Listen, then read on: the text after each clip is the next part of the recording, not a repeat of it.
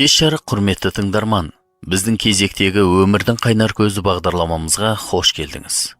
Бүгінгі сұхбатымыздың басында Исаның жер бетіндегі өмірі туралы оқиғаны оқып беруіме рұқсат етіңіздер. Бірнеше күннен кейін Иса Қапарнаумға қайта оралды.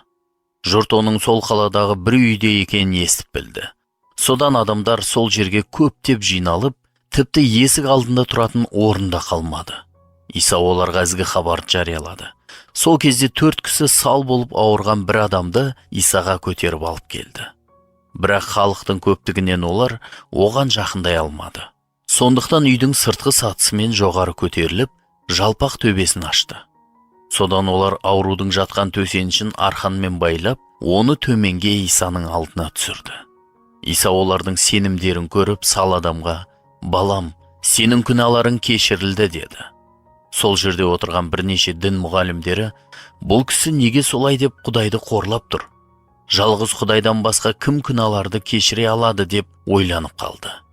Олардың бұл ойларын Иса бірден ұға қойып: «Неге солай ойлайсыздар? Сал адамға қайсысын айту оңайырақ? Сенің күнәларың кешірілді деу ме, әлде орныңнан тұрып төсенішіңді жинап алып жүре бер деу ме?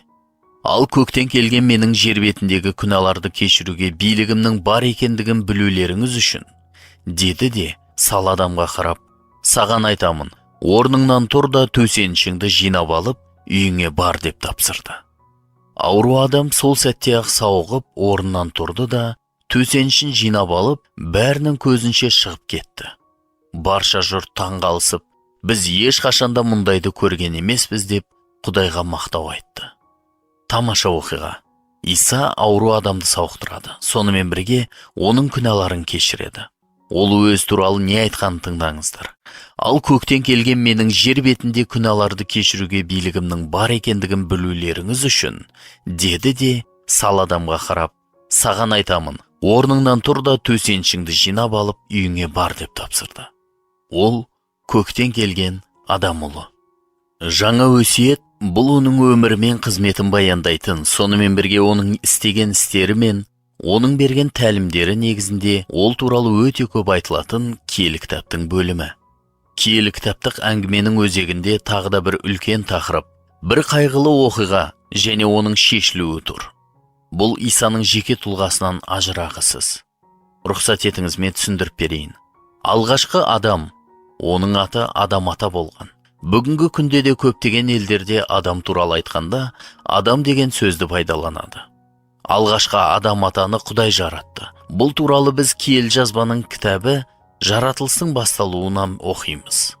Сонда Құдай жердегі топырақтан адамды қалыптастырып жасап, оның мұрнына тіршілік лебін үрледі. Адам табиғатпен толық үйлесімділікте және Құдай иемен тығыз қарым-қатынаста пейіш бағында өмір сүрді. Құдай ие шығыс жақта Едем деген жерге пейіш бағын орнатып, өзі жаратқан адамды сонда орналастырды. Құдай ие көз тартарлық, жеуге жақсы жеміс беретін әртүрлі ағаштарды жерден өсіріп шығарды. Бақтың ортасында мәңгілік өмірді сыйлайтын ағаш және жақсылық пен жамандықты танытатын ағашта өсіп тұрды. Құдай ие адамға бұйрық беріп: «Саған бақтағы күллі ағаштардың жемістерін жеуге болады. Бірақ жақсылық пен жамандықты танытатын ағаштың жемісін жемейсің, себебі одан жесең сол күні өлесің» деді. Және Жаратылыстың басталу кітабының келесі 3-ші тарауында бүкіл адамзат пен жан-жануарлар әлемінің басына түскен қайғылы оқиға баяндалған. Адам шайтанның азғыруына беріліп, Құдайдың осы бір өсиетін бұзады. Содан қарғыс басталады. Адамдарға және жануарлар әлеміне қарғыс. Құдай ие адамға бұйрық беріп: «Саған бақтағы күллі ағаштардың жемістерін жеуге болады, бірақ жақсылық пен жамандықты танытатын ағаштың жемісін жемейсің, себебі одан жесең сол күні өлесің» деді. Осы Құдайдың өсиетін бұзған соң, киелі жазбадан Адам ата мен оның әйелі Хауа анамен не болғанын оқимыз. Сол кезде екеуінің көздері ашылып, өздерінің жалаңаш екенін білді. Содан олар інжір ағашының жапырақтарын біріктіріп тігіп, алжапқыштар жасап алды. Қоңыр салқын самал соққан кезде адам мен әйелі Құдай иенің бақ ішінде жүрген дыбысын естіді. Олар оның көзінен тасаланып, бақтағы ағаштардың арасына жасырынып қалды. Ал Құдай ие адамды дауыстап шақырып, сен қайдасың деді. Сонда ол, сенің бақта жүргеніңді естіп қорқып кеттім. Себебі мен жалаңашпын, сондықтан жасырынып қалдым деп жауап берді. Құдай ие адамнан, саған жалаңашсың деп кім айтты? Сен мен жеуге тыйым салған ағаштың жемісінен жедің бе? Деп сұрады. Адам, қасыма өзің берген әйел маған сол ағаштың жемісінен берді, содан мен жедім деді. Құдай ие әйелден, сенің бұлай істегенің не деп сұрады. Әйел, мені жылан азғырды, содан мен жедім деді. Сонда Құдай ие жыланға үкім шығарып, осылай істегенің үшін барлық малдар мен аңдардың ішіндегі сені қарғыс атқан. Өмір бақи жер бауырлап топырақ жеп өт. Әйел екеуіңді сенің ұрпағың мен оның ұрпағын өзара өштестіріп қоямын. Әйелдің ұрпағы басыңды мыжып, ал сен оның өкшесін шығатын боласың деді. Ал әйелге Құдай мынаны айтты. Құрсақ көтерген кезіңде көретін бейнетіңді ауырлатамын. Балаларыңды қиналып босанатын боласың.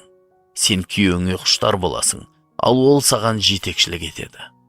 Адамға Құдай ие былай деді.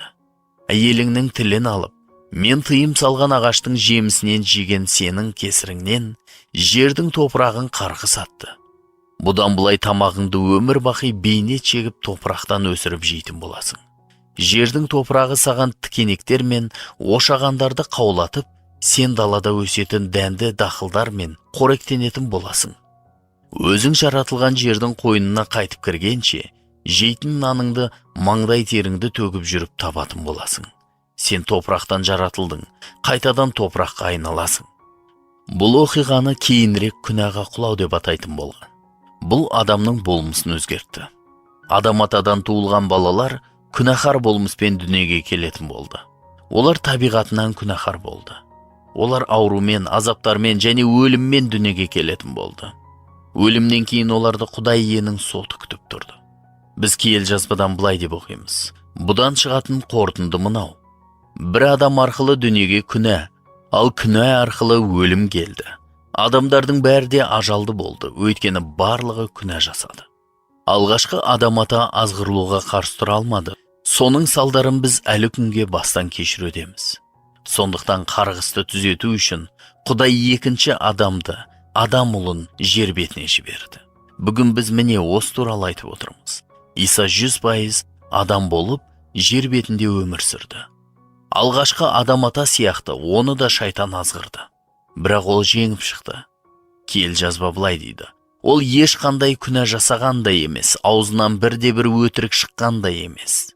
Тағы бір үзіндіден біз былай деп оқимыз. Ол бізге жаны ашмайтын, осал жақтарымызды түсінбейтін діни қызметкер емес, қайта өзіміз сияқты әртүрлі сынақтан өтіп көрді, бірақ ешқашан күнә жасаған жоқ. Иса жер бетінде өзінің ресми қызметін бастаған кезде, ол туралы Жақия шомылдырушы былай деп жариялады. Қараңдар, мынау Құдайдың құрбандыққа жіберген тоқтысы, ол адамзаттың күнәсін өз мойнына артып, сол үшін жанын қияды. Ол айқыш ағашта құрбан болды, және Жақияның айтқан сөздерін іс жүзінде орындады. Ол құрбандық тоқтысы ретінде бүкіл адамзаттың күнәсін өз мойнына алып құрбан болды, және үшінші күні өлімнен қайта тірілді. Адам ұлы, екінші адам біздің мәселеміздің шешімі. Бұдан шығатын қорытынды мынау. Бір адам арқылы дүниеге күнә, ал күнә арқылы өлім келді. Адамдардың бәрі де ажалды болды. Өйткені барлығы күнә жасады. Енді екінші адам туралы киелі жазбада не айтатынын тыңдаңыздар. Алайда Құдайдың беретін сыйын және адам атаның күнә жасауын салыстыруға болмайды. Сол бір кісінің күнәсі арқылы бүкіл адамзат ажалды болды. Ал Құдайдың рахымы және оның бір кісінің, яғни Иса Мәсіхтің рахымы арқылы берген сыйы одан қаншама зор. Осы сый көптеген адамдарға молынан тиді.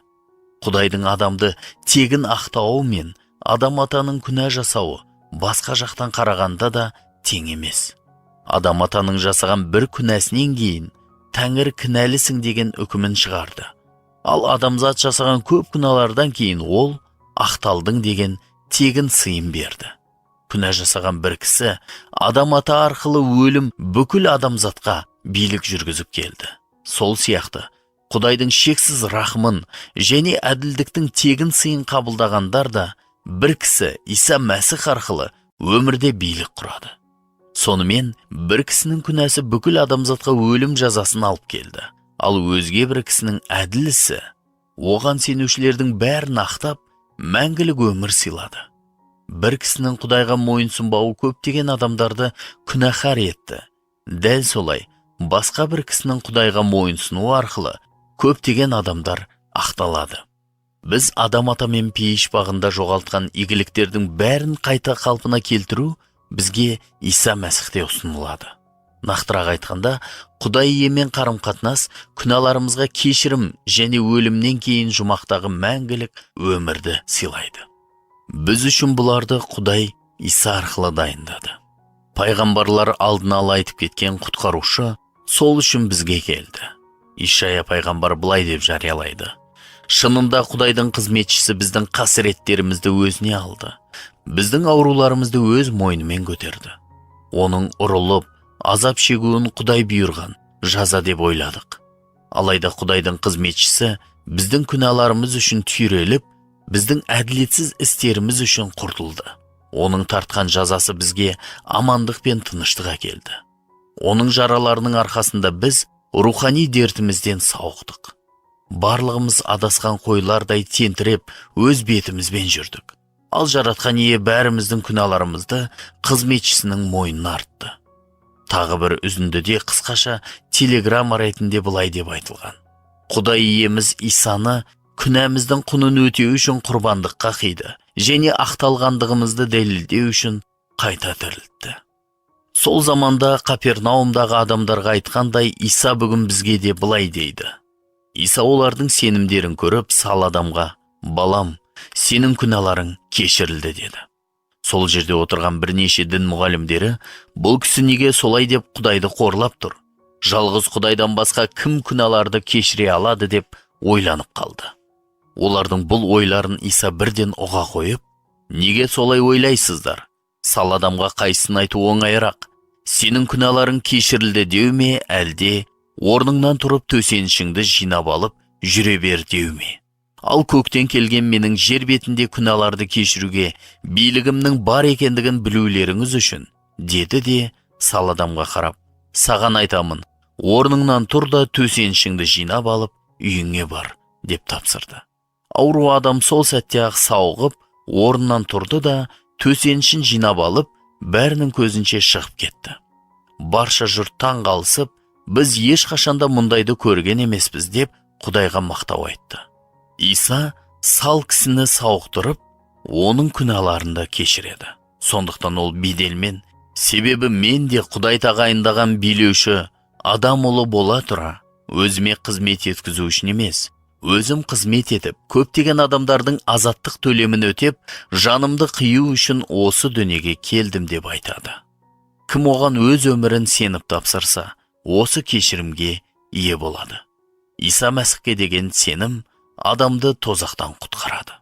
Осымен бағдарламамыз аяқталды. Еліміз аман, жұртымыз тыныш болсын ағайын.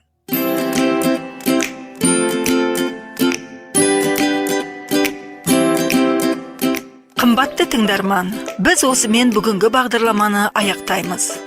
Егер сіз бүгінгі бағдарламадан өзіңіз үшін пайдалы мағлұмат алған болсаңыз, немесе сізде қандайда сұрақтар туындаған болса, егер сіз өмірдің қайнар көзі болған киелі жазба кітабына ие болуды қаласаңыз, бізге хат жазып жіберіңіз. Сіз Орта Азияда тұратын болсаңыз, біз сізге хабарларымыз жазылған аудио таспа немесе киелі жазба кітабын сыйлық ретінде салып жібереміз. Біздің электрондық поштамызға хабарласуыңызға болады.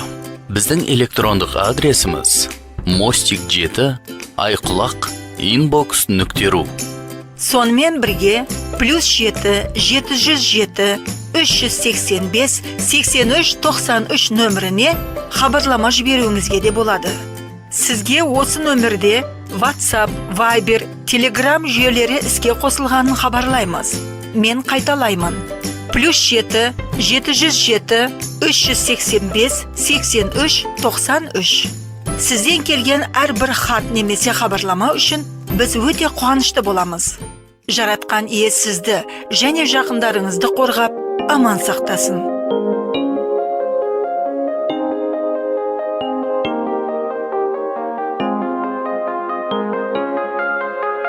Жас кезімнен мені сақтап тұрдың сен, өмірімнің қиындығын көріп азат еттің сол қиындық кезеңнен. Алғысымды жеткіземін әніммен.